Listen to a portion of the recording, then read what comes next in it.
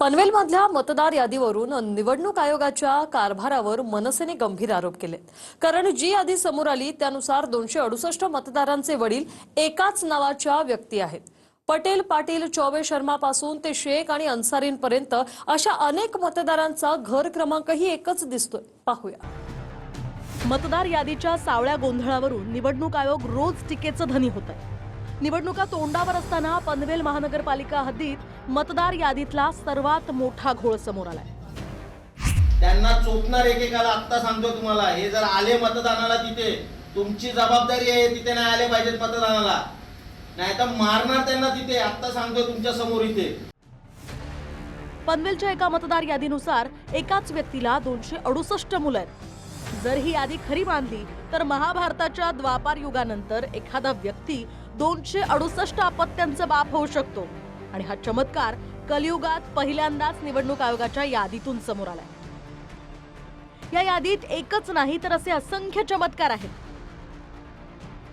268 मतदारांचा घराचा पत्ताही एकच आहे, म्हणजे 268 जण एकाच घरात राहतात। या एकाच कुटुंबात पश्चिम बंगालचे रॉय राहतात, यूपीचे पांडेही राहतात, महाराष्ट्रातले कदम निकमही राहतात, तर गुजरातचे पटेल, राजस्थानातले राठोड, बिहारचे पासवान, चौबे, चौहान, शर्मा यांच्यासह शेख आणि अन्सारी असे मुस्लिम सुद्धा राहतात। आणि मतदार यादीनुसार या सर्वांचे वडील हरीश नावाचे एक व्यक्ती आहे। फक्त आडनाव धर्म बदलून सर्वांच्या वडिलांच्या नावापुढे हरीश आहे। उदाहरणार्थ विशाखा पांडे नावाची मतदार आहे, तिचे वडील हरीश पांडे, घर नंबर 64। मतदार राजू पटेल, वडिलांचं नाव हरीश पटेल, घर नंबर 64।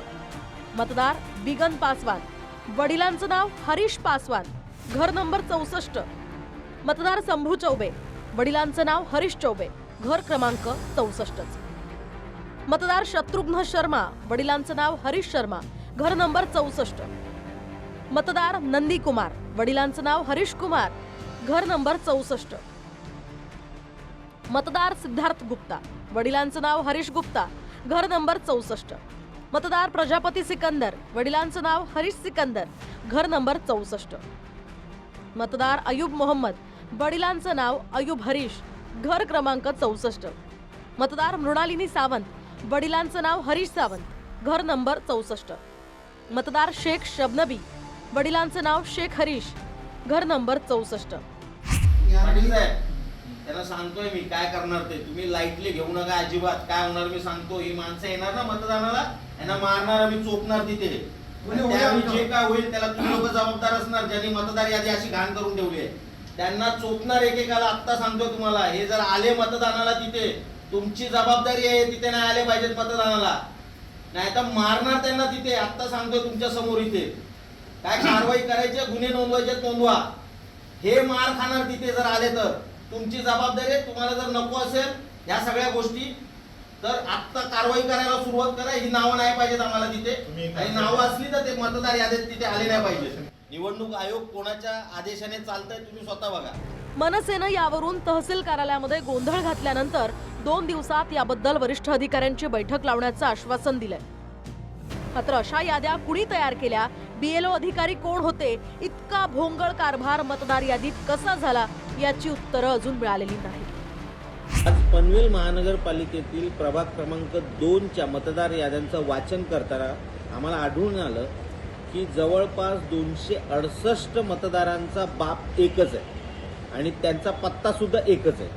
हे 268 बोगस मतदार तिच्या दिवशी मतदान करायला आले तर त्यांना आम्ही चोपणार, आणि त्यांना जे आम्ही चोपणार त्याला निवडणूक आयोगाचे कर्मचारी आणि तहसीलदार जबाबदार असतील।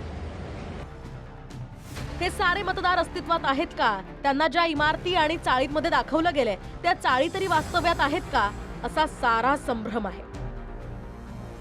जात धर्म भेद विसरून एकोपा वाढावा यासाठी नेते भाषण देतात, मात्र पाटील, पटेल, पासवान ते पांडे पासून ते अन्सारी, अयूब, शर्मा, वर्मा आणि रॉय पर्यंत साऱ्यांना एकाच घरात आणण्याचा हा चमत्कार निवडणूक आयोगाच्या यादीनं करून दाखवलाय। आयोग कोणाचा बट्टी कोण बसलाय ते, निवडणूक आयोग कोणाच्या आदेशाने चालतंय तुम्ही स्वतः बघा। म्हणजे त्यांनी कळवलं वरती, पण निवडणूक आयोगाला कारवाई करावीशी वाटली नाही त्याच्यावर। या बापाचं काय करायचं? SIR चा जो प्रोग्राम या बापाचं काय करायचं? सर कसं आम्ही या बापाचं काय करायचं? जरा मला सांगा. याचं काय करायचं? ते द्या ना, तुम्ही एक निवेदन द्या. कधी माझ्याकडे परवाचा आज झालेला आहे साहेब. त्याच्या आधी काय झालं ते मी आता तुम्हाला हेच बोलू शकतो की आपण आम्हाला BLO कोण आहेत सांगायचं आहे. BLOची यादी तुम्हाला करा. देतो ना, यादी देतो. ती अरे आता मिळेलच आहे. हिरा ढाकणे, TV9 मराठी, पनवेल.